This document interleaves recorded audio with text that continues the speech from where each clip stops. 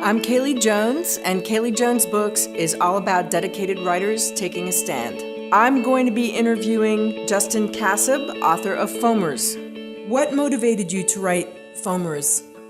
Foamers comes from a lot of different things in my life. It spawned all the way back to college, just sitting around with friends talking about the end of the world.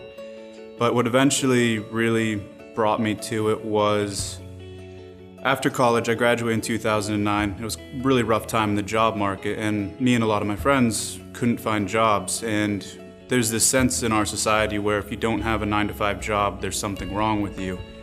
And it just continued to build this sense of less, like you didn't feel like a real man to not have a job. But there's just this entire change from how things used to be. And a lot of my friends have end of the world type skills. We love to hike, we love to hunt. And it was just we always found it funny how the roles have reversed. And that really spawned me into writing that, like, it's a change up. Like, if there was a reset button today, those people would be so much more valuable than someone who's working in accounting right now. So a lot of that just came from how interesting it would be to see the world flipped on its head. And I think also your characters, while they're prepared physically, they're not emotionally really prepared for the end of the world. They have to step up to the plate. I think that's where they're young too, right. Which I think is interesting. That is really true. They all have it practiced in their heads as like a sort of hypocalypse. But when it actually comes time, it's kind of like you can study all you want, but the moment you hit the real situation, it's not exactly how you're going to picture it. Things never go as you plan.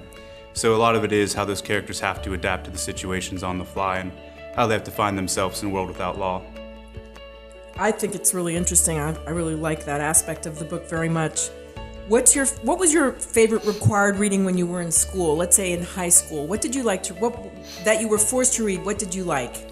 My favorite required reading in high school would have been Fahrenheit 451 by Bradbury. I mean, you can't find a book that's like that anymore. I mean, he just predicted so many things that have happened today.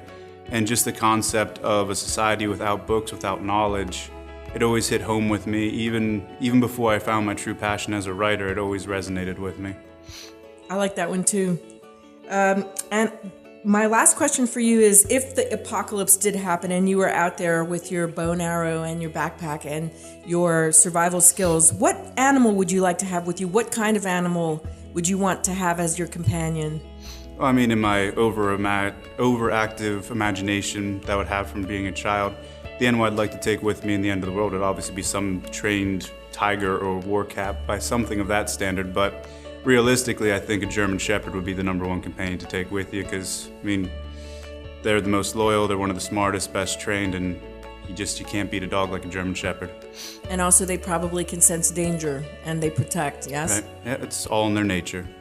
Great. What's next for you? What are you writing now?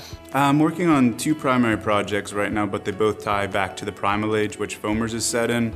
One is Stories from the Primal Age, which is a collection of short stories that take place in the United States, but doesn't follow the main storyline of Foamers. It talks about people in different locations. And the other project that I'm giving a lot of time to is the sequel to Foamers, which follows our lovable band of rejects on their next journey. So it's been a fun and exciting journey, and I hope it continues.